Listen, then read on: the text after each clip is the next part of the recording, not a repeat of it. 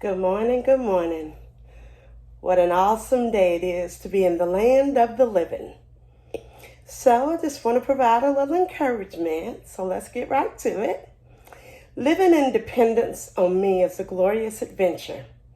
Most people scurry around busily trying to accomplish things through their own strength and ability. Some succeed enormously, others fail miserably, but both groups miss what life is meant to be, living and working in collaboration with me.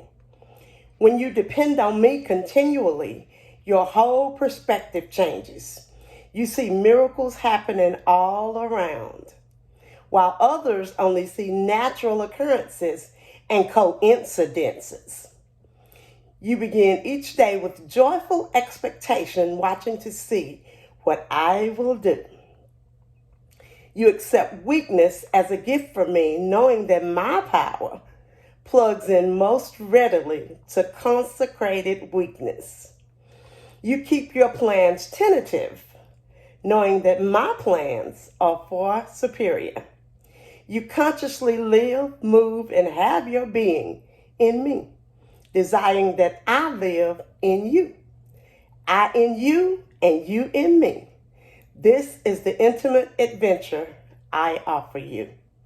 What an adventure that is. And I'm loving every day of life because of it. 2 Corinthians 12, verses 9 through 10. But he said to me, my grace is sufficient for you, for my power is made perfect in weakness. Therefore, I will boast all the more gladly of my weaknesses, so that the power of Christ may rest upon me. For the sake of Christ, then, I am content with weaknesses, insults, hardships, persecutions, and calamities. For when I am weak, then am I strong. Hallelujah! Acts 17 and 28 states, in him we live and move and have our being, as even some of your own poets have said, for we are indeed his offspring. And then Colossians 2, 6 through 7 says, therefore, as you received Christ Jesus the Lord, so walk in him, rooted and built up in him and established in the faith, just as you were taught, abounding in thanksgiving. And then lastly, but not least, John 14:20, in that day you will know that I am in my Father, and you in me, and I in you. You know, I'm learning throughout the course of what's been going on in our nation that we're going to do two things.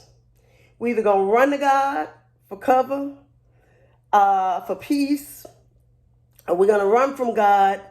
As I've heard many, many times during the pandemic, what kind of God would let this happen?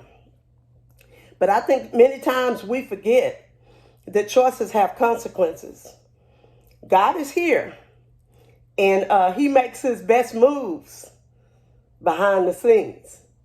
So if we stay with him, we keep him first, and make our plans through him, realizing that his plans override our plans, we can have that peace. Because you know what? When the Hebrew boys went into that fiery furnace, they weren't worried about it, because they knew that God was able. And they went into the furnace. They truly did. But when they came out, they didn't even smell like they had been in the fire. So right now, we as a nation are in a fire. But it's okay. God is right there with us. And if we'll lean and depend on him and trust in him with all our hearts, it's all good.